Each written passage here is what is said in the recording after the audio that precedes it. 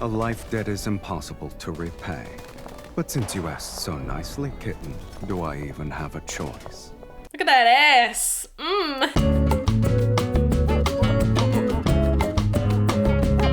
Hello, my pookies. Welcome back to another Love in Deep Space. Today we are not doing a myth. You know what we're doing? The main story update. Yes. I'm sorry. I know I said I would do a myth, but like you can't just put this in front of me and then expect me not to play it. You know what I mean? The myths are always going to be there. This is also always going to be there. But if Caleb being released taught you anything, it's that I'm going to skip to the new thing because I'm just impulsive like that. Look, I'm sorry. So, the streets have told me that I might cry in this. Better be wrong. The streets better be wrong. Enough yapping. Let's start. I also did see that Zane has a gun. Oh! I wonder who's first, Zane or Sylus? Either one. I'm ready. A new objective.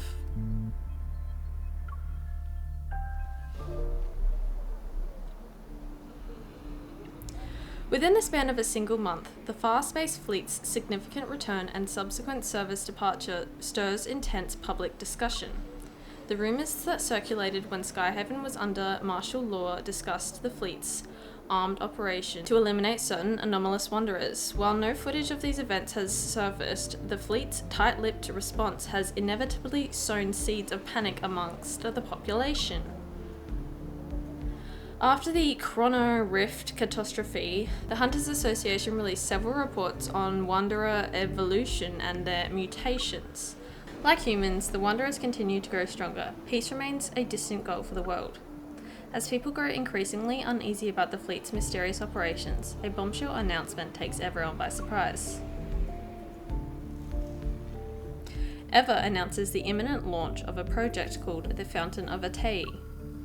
The 40-second preview quickly becomes a global sensation and the focal point of discussions worldwide. The internet debates the development and application of protocol technology.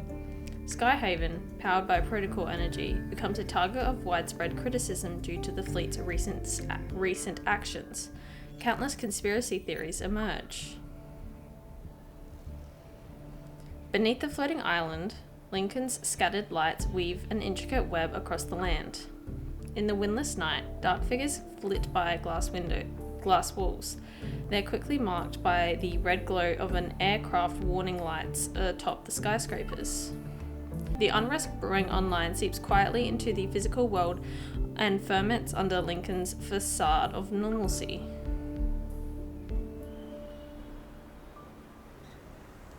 Waves of controversial topics stroke the growing public outrage. The association becomes the primary target for this rising tide. In response, the association implements a series of countermeasures.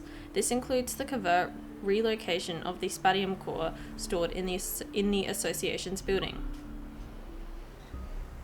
Protocol transport vehicle. Look at all the online discussions. It's a circus now. This is a good chapter. It's always a good chapter when Simone's involved. What is Ever really up to?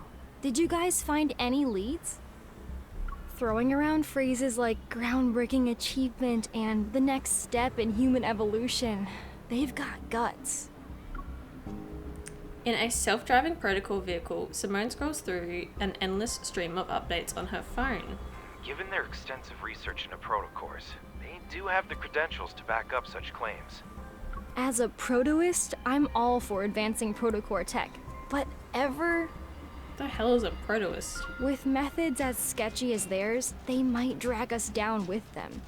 I'm assuming it's someone who's for protocols. The Fountain of Atei has reignited the purists' attacks against protocors.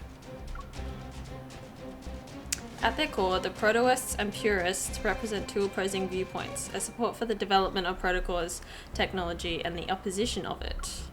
The purists believe that although protocols are powerful, they're dangerous. There are too many unknowns and overzealous research can lead to a catastrophic crisis.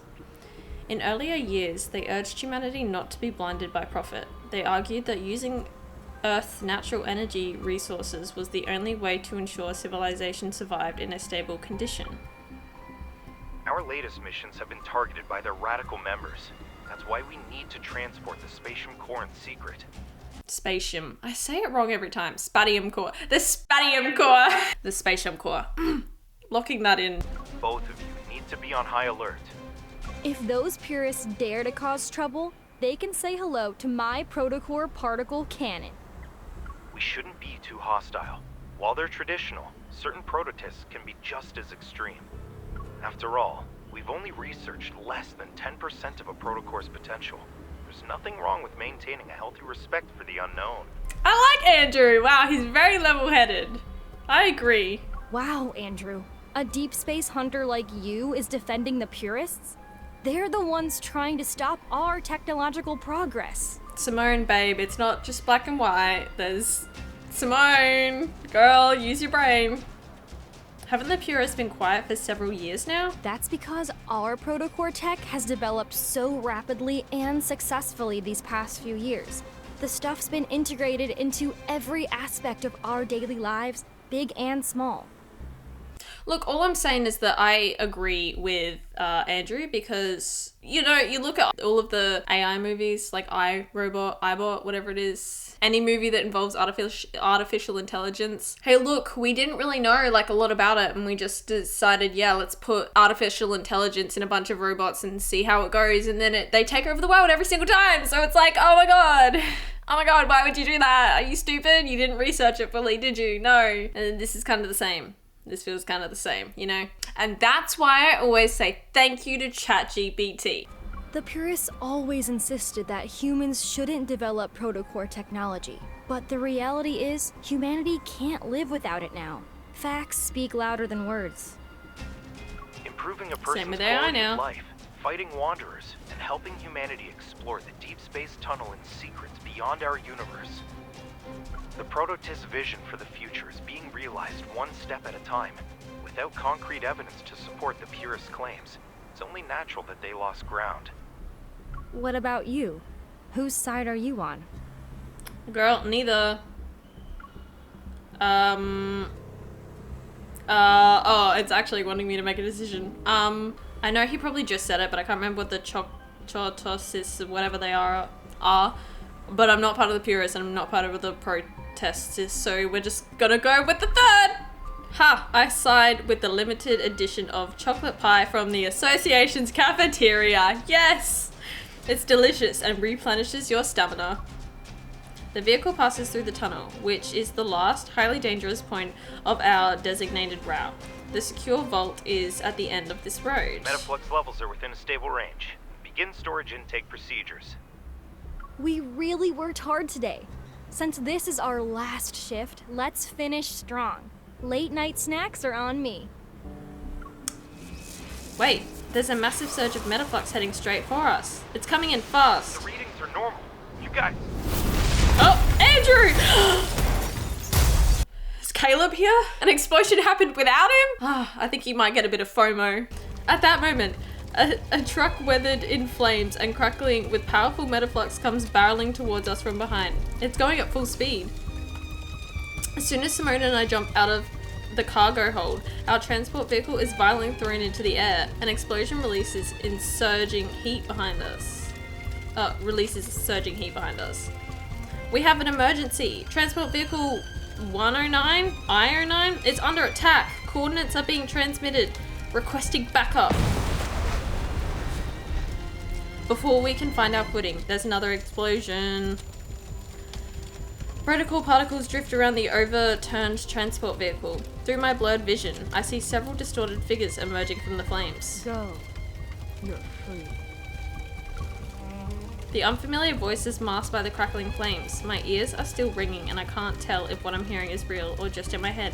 Is this the girl that was at Eva with Caleb at the end of the last chapter? Right? She was talking to a girl. There was a girl there talking to this serpent snake dude, whatever his name is. I don't care. I don't care enough to remember his name. Viper. Apparently I do care enough. It's a shame we're seeing each other again when you're in such a pitiful state. Or Did not. Josephine ever mention our time together at the Gaia Research Center? No. Who are you? I guess not. A villain, judging by that laugh, or a rich laugh. All I'm saying is that a rich laugh and a villain laugh, they kind of sound similar. You can't be a billionaire ethically. Excruciating pain tears through my entire body as my heart begins to tremble uncontrollably. Who I am doesn't matter. The real question is, who are you? She suddenly grabs my throat and a sharp pain pierces my neck. It's like 1,000 needles just stab me. I feel like I'm suffocating as I lose control of my limbs. My heart pounds violently while chaotic forces stir within my body. Blood trickles down my forehead. Through my crimson-tinted vision, I see the container holding the spatium core roll into view. You were born in the depths of deep space. You were supposed to be ours, a one-of-a-kind, precious creation. Without the key, the fountain of Atei will only remain a poor imitation. Dazed, I hear something faintly crackling. Suddenly, an unprecedented power surges through my veins and bursts forth with brilliant light. The key belongs to no one else. You are the one who holds all of its secrets. Well, I am the main character, so that does check up. Transporting the spatium core was a classified mission for special operations. The attack wasn't revealed to the outside world. After spending 2 days in the hospital, Simone and I were ordered to suspend all missions and focus on resting until we made a full recovery. Afterward, Jenna secretly visited us to reveal the truth. The association president, as well as others, suspected there was a high-ranking mole in the association. Since Simone and I were now known to the enemy, we needed to lay low. Our temporary suspension was to protect us and serve as a smokescreen. Externally, the radical purists needed to be handled with caution. Internally, dealing with the mole would inevitably disrupt their plans. Jenna didn't really talk about the spatium core. She gave me a look that told me to be patient.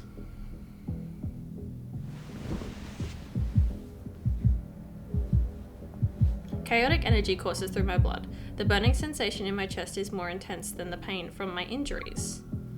Unable to sleep, I toss and turn. Then finally, I sit up and turn on the bedside lamp. My heartbeat is faster than usual. I gently press my hands against my chest and rest my head on my knees. I can't believe I ended up absorbing the spash. What? Oh no!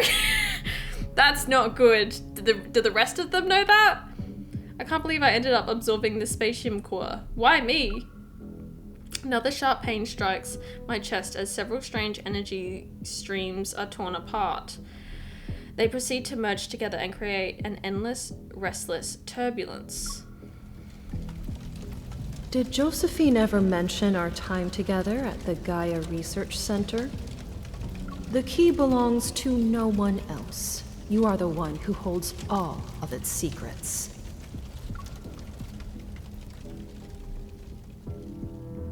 Grandma.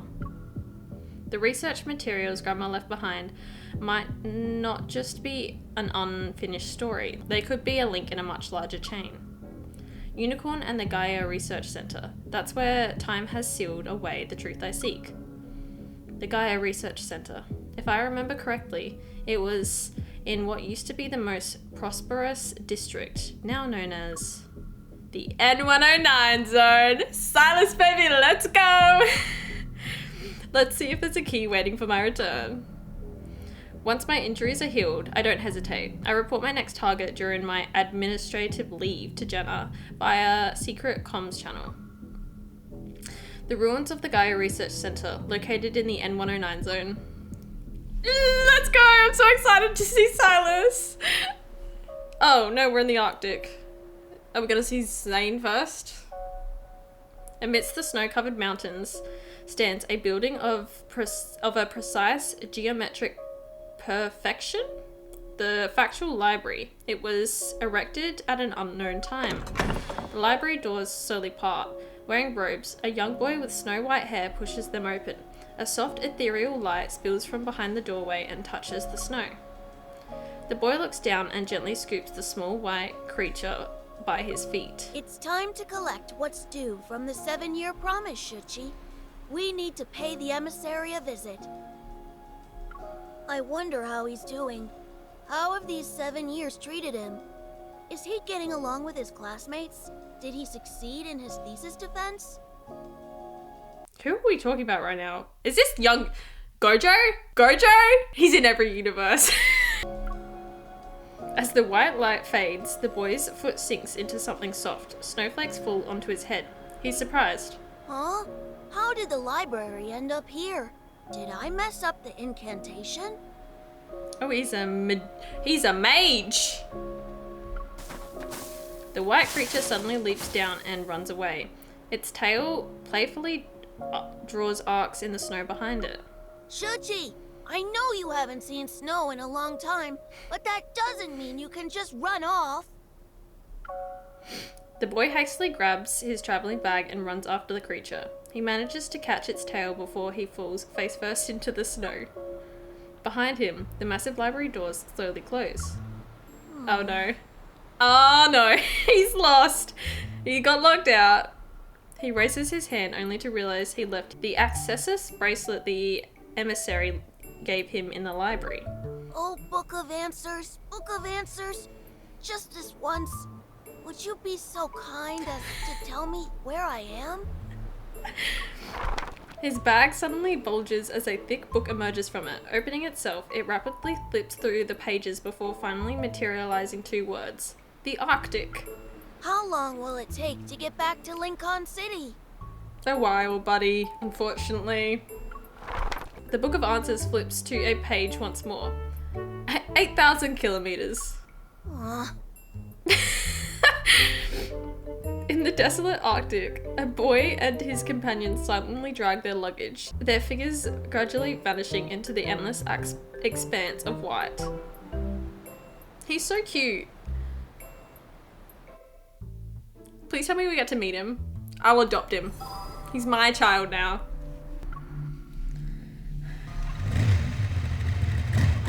Yes! Sylus, let's go! I can hear his motorbike! Leaving the southern area of Lincoln, I drive down the Bear Boulevard. The scenery on both sides of this wide street slowly deteriorates. After I installed the anti-interference chip Sylus sent me on my motorcycle, I've been able to freely pass through the Protofield disrupted no-hunt zones number 62 to 65 and arrive at what was once the most prosperous tech hub in the region. Now it has become a criminal paradise, the N109 zone. The abandoned building where I first met him still stands in the desolate courtyard. Come to think of it, a lot of time has passed since my initial meeting with the feared leader of Onokainis. After entering the N109 zone, the streets remain deserted. Not a soul could be seen, but it becomes livelier as I approach the central district. A river of people flow through the streets. They surge with me towards the same destination. What's going on? It sounds like it's coming from Charon?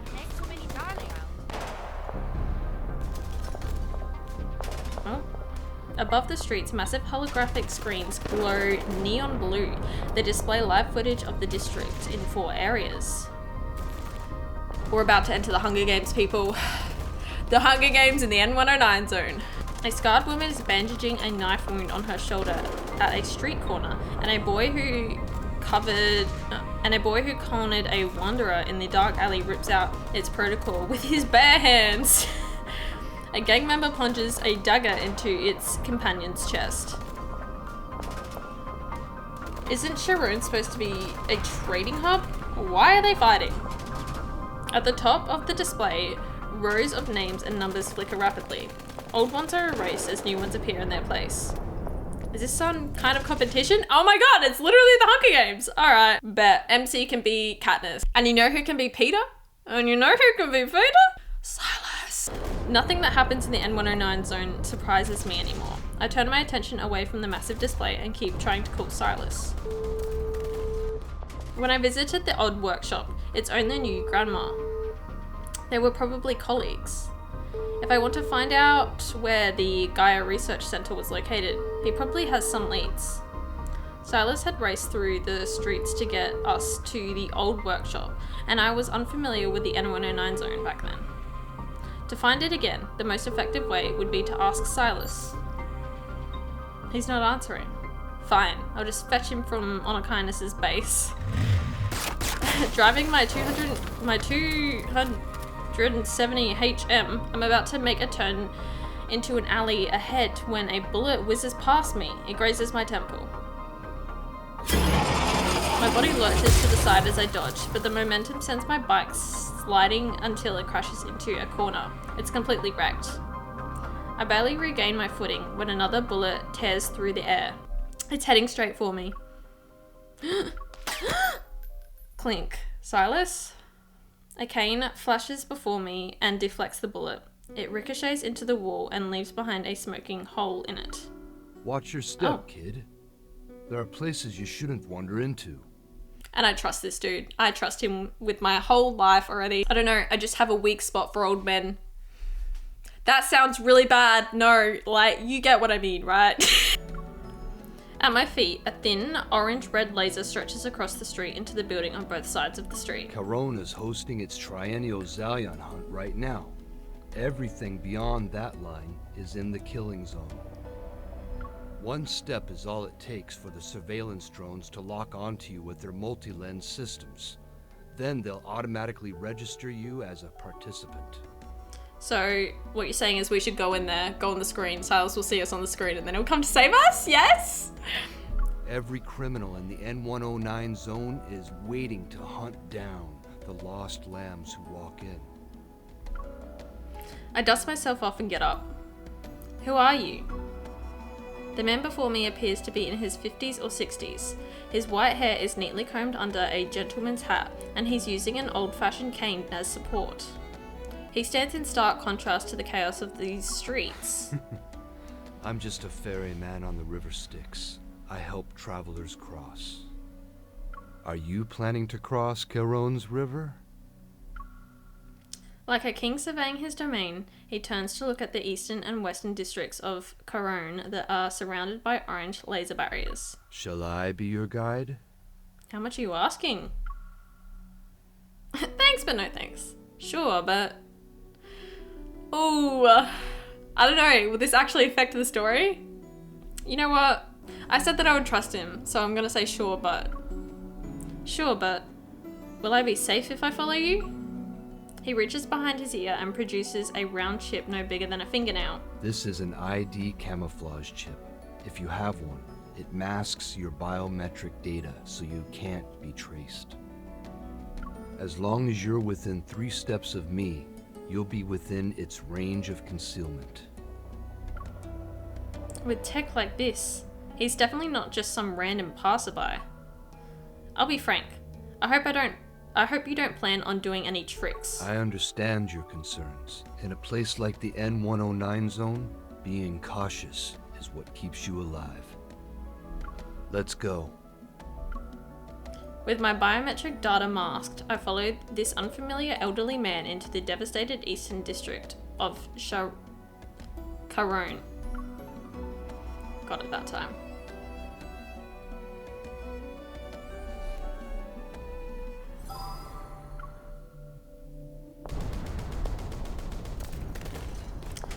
The stench of gunpowder and blood fills the streets, and the continuous metaflux explosions make my heart pound like a drum. If you're not like those criminals, then you shouldn't mind answering a few questions. What are the rules of the Elysium hunt?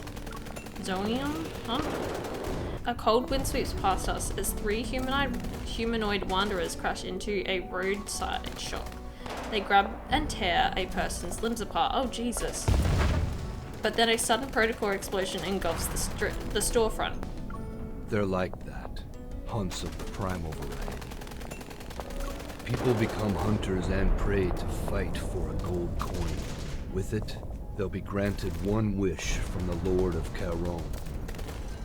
At the very end, whoever enters the central arena with the coin and remains the last one standing becomes the winner. So the Hunger Games. From the upper floor of a shop, a drunken man leans halfway out. He quietly raises his gun in our direction. You can use evil weapons, protocore weapons, and your own fists. A roar resounds before a bullet can leave the gun. We remain untouched as our would-be attacker falls, his chest pierced by metaflux. Wanderers are just another weapon people used to hunt each other. The drones record everything. The screens immediately cycle between shots of death and victory. And somewhere in the darkness, thunderous cheers erupt from the crowd. What a waste. I've seen him before. He's formidable when he isn't dead. The man stops. His hands are clasped over his cane. He closes his eyes as if to observe a moment of silence for the deceased. Isn't it brutal? I hope you weren't frightened. It takes more than that to scare me. I've witnessed deaths worse than this. Indeed. Life has a way of catching us off guard. Stepping over the fallen body, he leads me to a place with a brilliantly lit sign that reads, Asylum, the true paradise.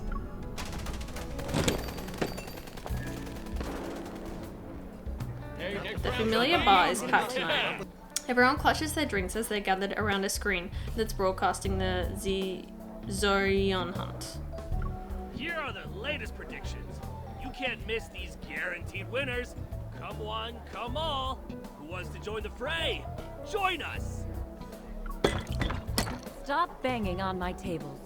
Do you think hiding in my little sanctuary and drinking your life away makes you special? It's not like I don't pay for my drinks.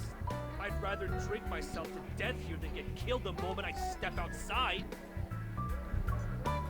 Amidst the cacophony of voices urging people to place their bets, this dangerous business brewed from human lives proves to be very enticing. A lot of folks are placing bets this year. But being the hunt's primary target isn't exactly a blessing. Opportunity is always born from danger. It's a traditional rule of the Zalian hunt. The elderly voice cuts through the air with a commanding authority. Everyone turns their head at the same time. Our old man Dimitri's here!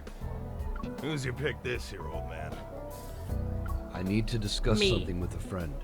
Would you mind waiting here for a moment? The meal sets here are good, and the drinks are decent. Give them a try if you're interested. I politely nod. However, I decided not to touch the food in this place. Oh, dear. Why did you say our drinks are decent? You're so picky, Gramps. A pair of lemon-scented hands encircle my neck, but they're quickly pulled away before I can retaliate. The owner of Asylum moves to face me. Ah, we meet again, Missy. You're really something else if you know someone like Dimitri. His name is Dimitri? Who is he exactly? He's the Lord of Charon. As the Oh! true owner of Charon, Dimitri is the one who hosts the Zion hunt. Oh damn. The arena at the center of the market belongs to him too. But Charon is supposed to be a free trading zone. How can a place like that have an owner? You're not the only one curious about it. But Dimitri's background... Elysium has been open for years. But I haven't heard anything about his past. Even Sylus, the leader of Anakinus, keeps his distance from Dimitri. Come to think of it, Sylus hasn't mentioned him before. Since this isn't our first meeting, let me properly introduce myself. Aslan. That's my name. Caitlin. Would you like to order something? I'm good, thanks. I'll pass. I didn't bring my wallet. Aslan's lips curl into a mysterious smile. Elysium doesn't always collect payment in cash, and our services extend beyond just filling empty stomachs. Before I can ask for details, Dimitri returns and gives me a nod. I've finished my business. Come here. I'll escort you out. Behind the counter, Aslan lowers her voice and winks at me. If you need anything special in the future, ask for the connoisseur's menu. I'll give you a 20% discount. Thanks, bae. You're a real one. I remembered I liked her at the start. Bye-bye. Come back soon.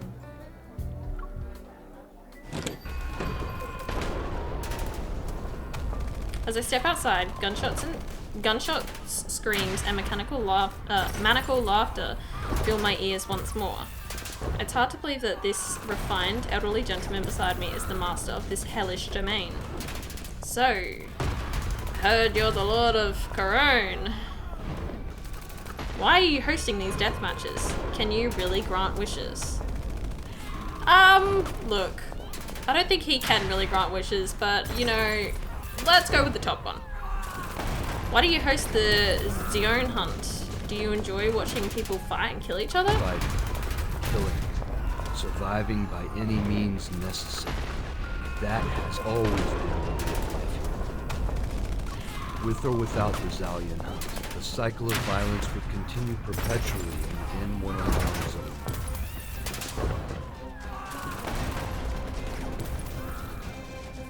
With Dimitri leading the way, every danger we encounter becomes something to walk past. It allows me to safely traverse this lawless battlefield. Mephisto! I missed you! Just as I'm about to step over the thin orange-red laser, a familiar crow breaks the silence. Across the street, Mephisto perches on a lamppost. He looks at me and tilts his head. Hi. Your friend is here to pick you up. The cane falls onto the laser line, and the Lord of Charon steps at the edge of his territory, taking not a step further. I'm sure our next meeting will be much sooner than this time.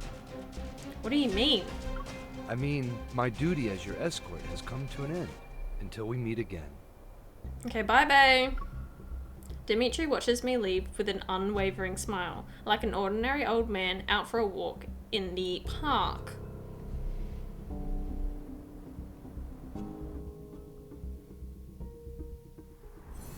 Alright, Sylus, I'm ready. Missed you. The twins! I missed the twins too! With Mephisto as my escort, I arrive at the familiar base without a hitch. Thanks. As soon as I enter the building, I hear a violent explosion from one of the rooms. It's the twins. Is Honor Kindness's base also involved with the Zeon hunt? The room is dark. Mindful of Sylus's sensitive eyes, I turn on a floor lamp at its lowest setting. In the center of the room stand 4 egg-shaped gaming pods. Did they set up a gaming pod for us? I swear to God. Please, if this is about to be a chapter on us gaming, I'm so down for this. 3 of them are rocking back and forth. Their surfaces, covered in LED lights, pulsate in tandem with the explosion sound effects. I walk up to Sylus's gaming pod and knock on it several times. Sylus. Sylus. Mephisto's been caught. The base is surrounded. They're after you. Absorbed in his virtual world, Sylus doesn't respond. You know, there was one thing that I didn't expect, and it was for Sylus to be a gamer. Oh, come on. I walk away and settle into the 4th gaming pod, the only one that's empty. Inside, the surrounding screens have transformed into an endless expanse of stars. Realistic sound effects immediately fill my ears. I fire up my spaceship and set off to pursue Sylus's fleet. I lock onto the engines of the first ship I see. I grip the controls and open fire. Who was that? That's brutal. Pressing home my advantage, I target the next ship. It's immediately destroyed. And just like that, only one ship remains in the game aside from mine. It must be Sylus's. Activate the ship AI and lock onto ship Q313. Target spotted. Would you like to initiate tracking? Divert all power to the engines. Don't let him escape. My ship's engines burst with brilliant blue light as I surge towards Sylus's vessel. Ship Q313 remains unfazed. It gracefully spins away from my attacks as I close in. However, the elegant moves proves to be costly. The ship's tail grazes a meteor which triggers red warning lights in Sylus's cockpit. The simulation ends with blaring alarms. still echoing as the gaming pod slowly opens. Sylus emerges and removes his hologram helmet.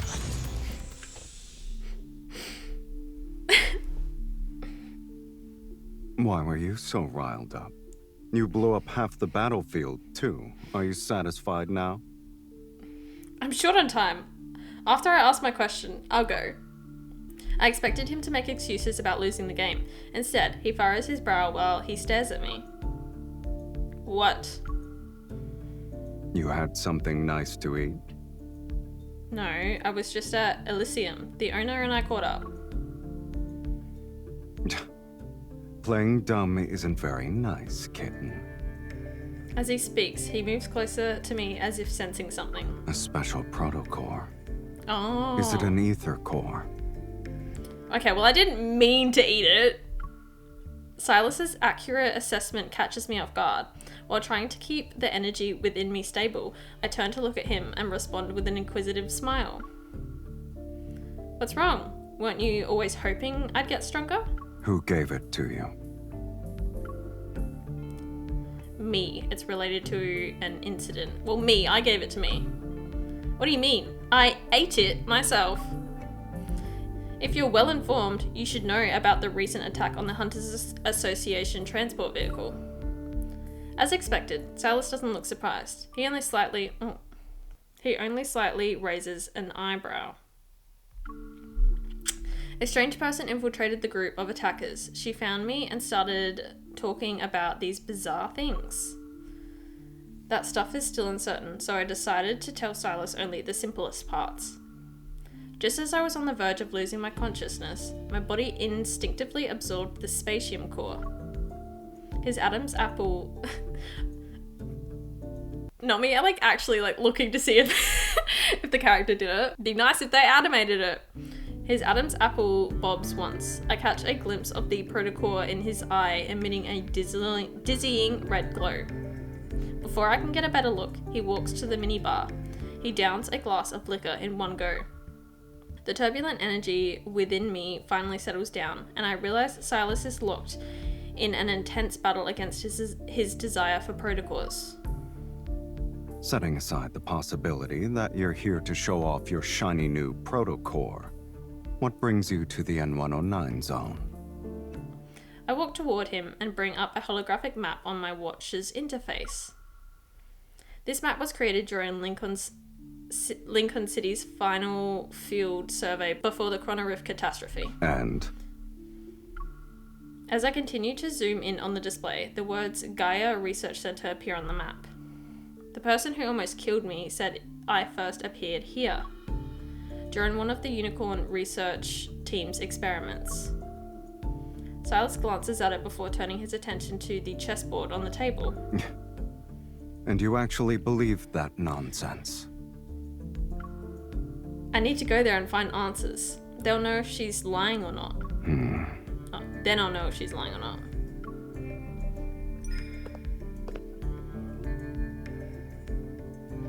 Our last game ended in a draw, so I quietly joined the chess match as Sylus remains quiet. After surveying the chessboard, I move my rook up from the back rank. When I was younger, I had doubts about my past. Later, I figured that so long as I was healthy and safe, none of it really mattered. But a human heart shouldn't contain a protocore. I need to find out who I really am instead of waiting for mysterious people to find me. As soon as I reach for another piece, Sylus immediately captures one of my pawns. And then what? Do you actually believe that learning about your past will make things better? Well, I don't know yet, Sylus, but it would be helpful if I just did know everything. When I see people, whether close or distant, suddenly racing towards a destination, refusing to accept the unfavorable position, I look at the chessboard again. I take my knight, my only chance for a breakthrough. The one who seems to stay still may be left at a disadvantage forever. That's just what it looks like on the surface, kitten. As soon as you make your move, you give your opponents an opening. Sometimes the best move is not to make one at all. As he speaks, He taps my king. It's safer now, but it's trapped in the setup for a pincer attack. There's little hope for escape. What about you? Before he can pull back his hand, I quickly grab my queen and point it at Sylus's eye. Your fusion with the protocol couldn't have been a coincidence either. Is that a friendly piece of advice or a warning? In our brief standoff, he finally shows his first smile of the day. My situation holds no value as a reference point. Those words were nothing but a distraction so I could win the game. Sylus grabs the chess piece from my hand. Taking my wrist, he guides me to the floor-to-ceiling window. As the curtains slowly part, they reveal the night sky. Below us is the N109 zone in its entirety. Since 2034, the N109 zone has undergone multiple rounds of reconstruction. Look at the outside world. Can you match any of... Oh, I did not mean to... I cut you off, I'm sorry, Sylus. The once straight streets become a maze. Nearly all of the landmarks have vanished. Surely the people who used to live here. They left. Ever's agent handlers for gathering intel? Dead. Oh. What about the old workshop owner? Surely he's... Unfortunately for you, he just left town yesterday. He won't be back until next month at the earliest. That's suspicious. I frown as my leads get cut off before me. Do you really want to know? Yes. Even if I didn't, people keep forcing me to find out. He pushes me closer to the window. Then I realize it. The only person who knows the truth has been right here all along. There, underground. Following Sylus's gesture, I see it. The massive holographic screen in the sky. It's the heart to the Zion hunt I experienced today. A paradise of bloodshed and revelry. The Charon arena. Oh, we're gonna go in there. Is this where I get the cutscene? Is this when we get the cutscene? I'm ready. No, it's not. Sigh. The massive holographic display makes everything feel strangely unreal. The latest rankings continue to scroll by. The individual in first place has remained unchanged since this afternoon. To hold on to the top spot for so long in such a brutal hunt, he must be strong. He's been at the top since last night. He's good. I'll give him that. Each change in the rankings marks the end of another life. They know it's suicide, yet they still eagerly rush in. Is that coin really worth it? I see you know a thing or two. But fewer than 30% of the participants are there for that coin. In the N109 zone, what matters more is the desire to hunt, the thirst for bloodshed, the craving for domination. See, I don't understand how the N109 zone functions then, because like if they're all really this bloodthirsty, like all of those skyscrapers just then, they looked like they were functioning. Like who's running the power center here? Because I know for sure it's not one of these maniacs in the N109 zone, you know what I mean? And why would you set up shop there? Because yeah, your shop's clearly just gonna get blown up. You know, it doesn't seem like a good investment to me. I just don't understand how she's functioning. Who's delivering the furniture? Who's delivering late night Uber Eats? You know what I mean? I just want to know what the system is, okay? I'm just a little bit confused. Maybe I'm thinking too hard about it. Or a means to prove one's loyalty. He steps away from the window and the curtains close behind him. Through the gap, the red X appears over the first place portrait before it vanishes forever from the giant screen. Based on your experience, how much longer will the hunt last? Since the dazzling neon lights have been blocked, my thoughts become clearer. The safest option would be to search under the arena after the hunt ends. By the looks of it, the finals will start tomorrow. This stage always ends quickly. It never goes beyond 6 or 7 days. This year's hunt has some extra stakes involved, so the finals will be more intense. It'll be over in 2 days. After that, He walks to the sofa with measured steps and takes a seat. the arena will be demolished. What? Many have coveted the arena for years, but its owner isn't as young as he used to be. His grip on power isn't the same anymore. So, the vultures circling this territory already have a silent agreement in place. They'll host an overtime match once the Zoean hunt is over. Looks like participating in the Zoeon hunt is my last chance to find the Gaia Research Center. And breaking into the arena by myself is no easy feat. Who knows what awaits in the ruins of the research center? I can't waste too much of my energy on fighting. I need an ally. Well, we're staring at one. My gaze falls on Sylus, who's sitting on the sofa. Don't even think about it, kitten. What? Are you? I wasn't thinking about nothing. You've been watching the hunt unfold from the sidelines. Don't tell me you haven't been plotting something. Are you implying you're the one who has all the schemes?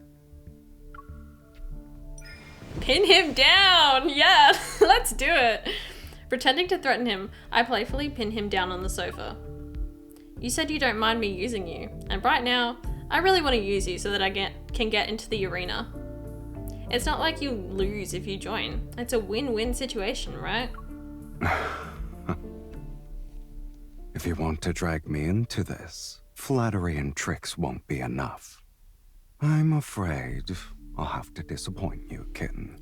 I have guests to meet, so I can't join you in your gladiator game.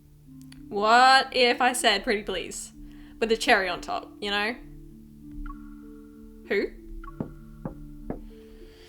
There's a knock at the door. Luke and Kieran, who had left the gaming pods, have returned. Their voices come through from the other side. Boss, our people just delivered their report. We're taking care of all the goods ever brought this time. Leave a few alive. There's no need to be too thorough. Yes, sir. There are a few troublemakers in the area, boss. Can we... Do as you please. Thank you, boss. Ah, he's so cute. They're both so cute. Your guests are from Ever? They came all the way here, saying they have a profitable deal to discuss. How could I not play the role of a gracious host? You're planning to take them all down? Is it a bad idea? It's great, actually. With one graceful stride, he helps me stand, grabs my shoulders, and turns me around. Come. It's not like you're busy. Let's see what kind of presents they've prepared.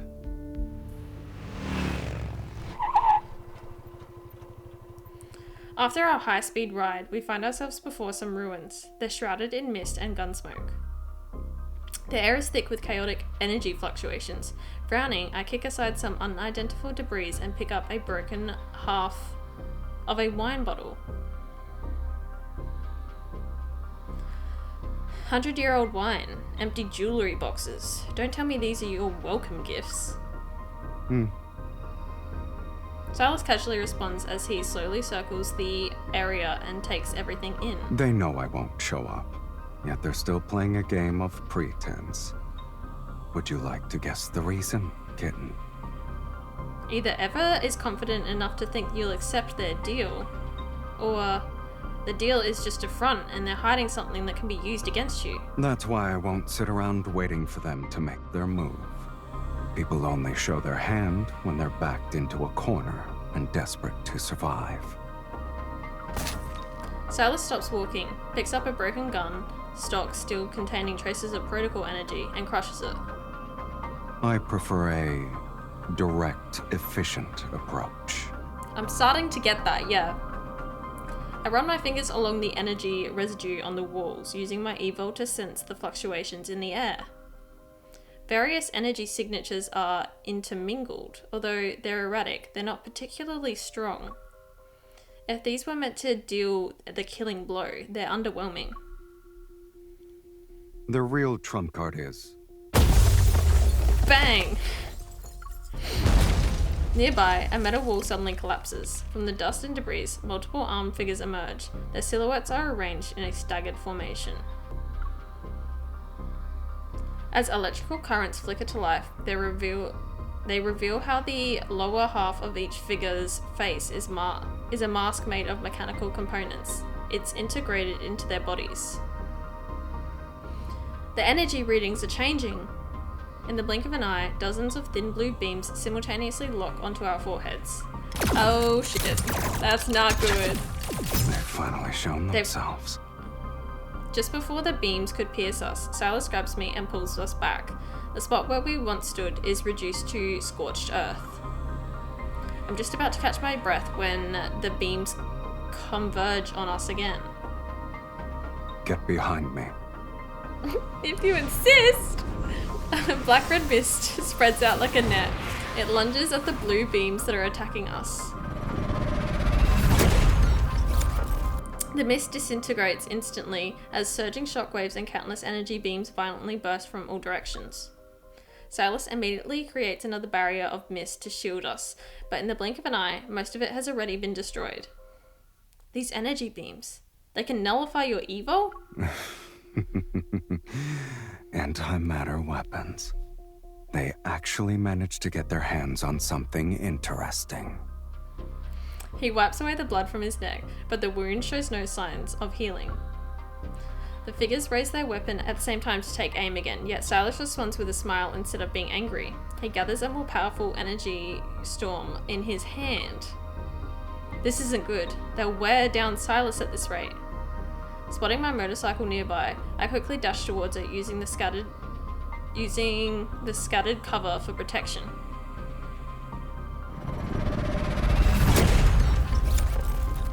After another explosive blast, I race through the interlingering dust cloud and return to Sylus's side.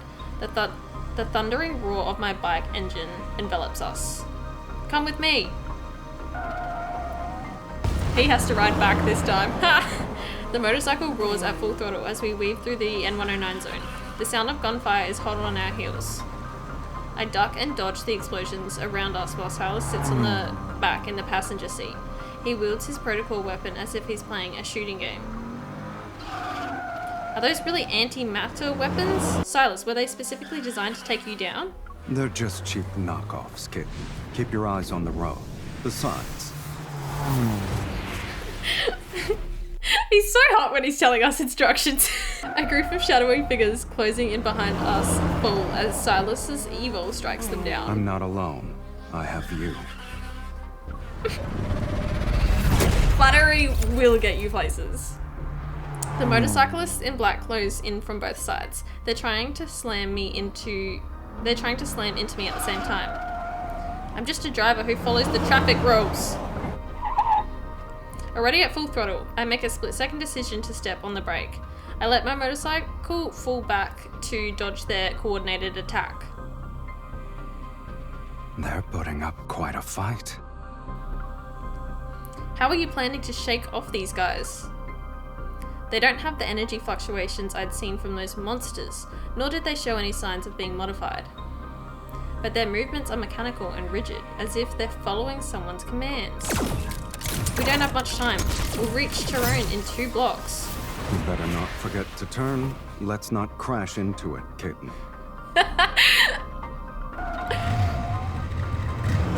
The boundary of the killing zone is ahead. The last untainted street marks the line between sanctuary and hell. A perfect full print plan quickly forms in my mind as I push my motorcycle's horsepower to its limits. True, entering with the leader of honor kindness. Amidst the wild howls of pursuers, I change towards the laser barrier. Well, that means I might end up being a target with you. Time seems to slow as the red-orange light sweeps over the front wheel of my motorcycle. It washes over my bike and Sylus, who's behind me. Clearly aware of Charon's rules, our masked pursuers stop just before the boundary. They're forced to watch us slip away.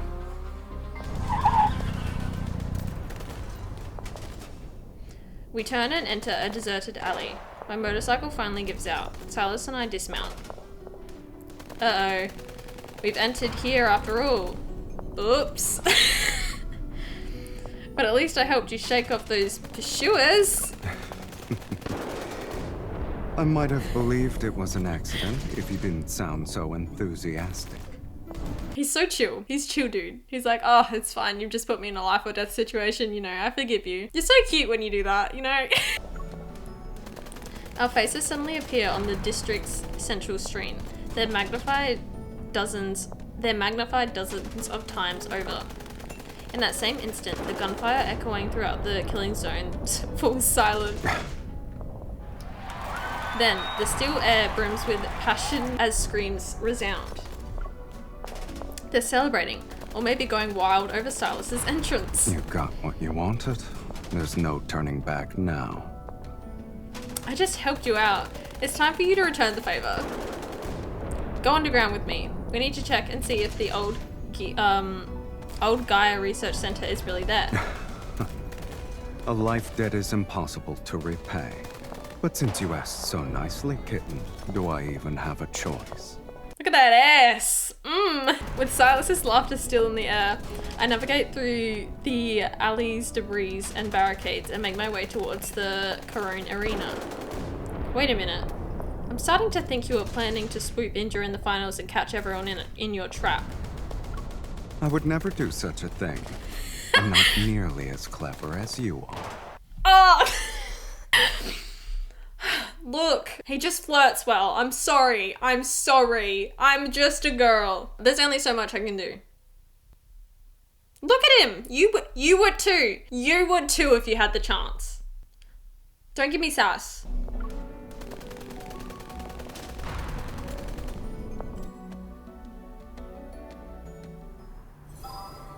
Okay, I'm gonna end it there, guys. Do this in 2 parts. If you enjoyed, like and subscribe, and I will see you for part 2. Goodbye, I love you.